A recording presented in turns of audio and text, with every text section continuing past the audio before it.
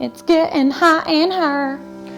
Okay, so take off all your clothes. It's getting so hot.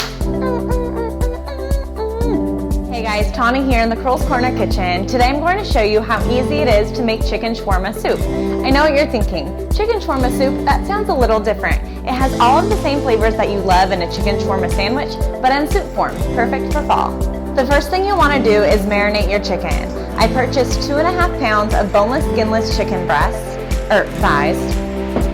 Not breasts, I purchased boneless, skinless chicken thighs. The first thing we're gonna do is marinate our chicken. This chicken's already been marinating for 2 hours, but here's what I did. I took boneless, skinless chicken thighs and I sprinkled it. No, I didn't sprinkle it. I doused it. The first thing we're gonna do is marinate our chicken thighs.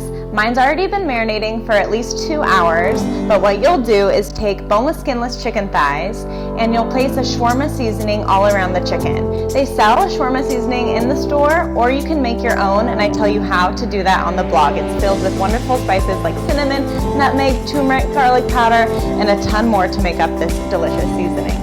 Then you'll add in a little bit of olive oil, lemon juice, and place it in the fridge for at least 2 hours, or you can do it overnight if you don't have the time. I set the chicken aside so we can start to prep the mirepoix. Mirepoix is a wonderful flavor base for most soups, and it's composed of carrots, onion, and celery. You can dice up the vegetables, or you can cube them up, especially with the I don't know why I'm talking like that. I set the chicken aside so we can start to prep the mirepoix. Mirepoix is a wonderful flavor base in many soups that you've probably made before, and it's composed of carrots, onion, and celery. I'll dice these up, and then I'll place them in a large stock pot on the stove. Okay, try this again. It's getting hot in her. Okay, so take off all your clothes.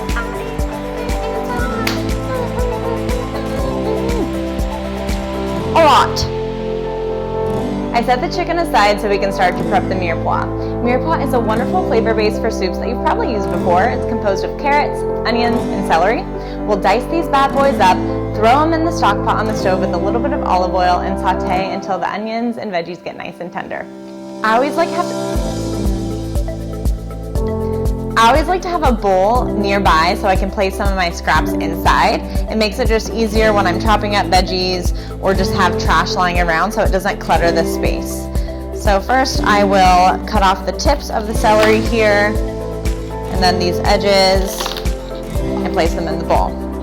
For the carrots, you can either dice them, or I like to make them into carrot coins. So I'll cut off the edges here, and then you can literally just cut them into coins, so you don't have to worry about cutting them in half and then into perfect little squares.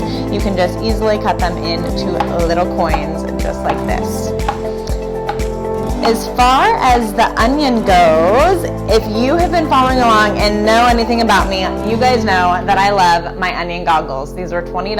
I have them on my Amazon shop page. And you kind of look like a fool when you're wearing them, but trust me, every time I cut an onion, I wear them and I never cry. And the times where I don't wear them and I forget, I'm really mad because tears are just running down my face. So get your onion goggles, people.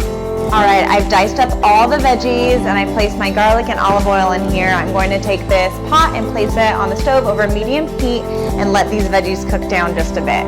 The veggies have been cooking for about 10 minutes now, and it's time to add in the liquid ingredients. So we have 4 cups of chicken broth, 2 cups water, and then we'll place in the chicken that was marinated that we set aside from earlier. And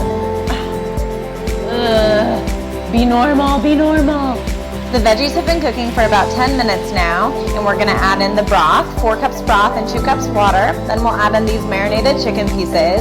We'll bring that mixture to a boil and then down to a simmer and place a lid on for about 20 minutes or until these chicken pieces are cooked up. The chicken has cooked and it's time to add in the final step, 1 cup of rice. I'm using wild brown rice, but you can use jasmine or basmati rice if you prefer. Just know that there's going to be a little bit of a time difference. This rice will take closer to 40 to 45 minutes to cook, and the jasmine rice will take about half of that time. I'll add this in, place the lid back on. Oh, and don't forget to season with a little bit of salt and pepper too. Soup is all done, and I'm serving it up here. And I like to serve this recipe with pita bread, and then a little bit of yogurt or sour cream dolloped right on top, and garnished with some cilantro, maybe a little bit of red pepper chili flakes if you like some heat. And you have yourself a nice cozy soup for soup season. Full recipe can be found on krollscorner.com, and thank you guys so much for watching.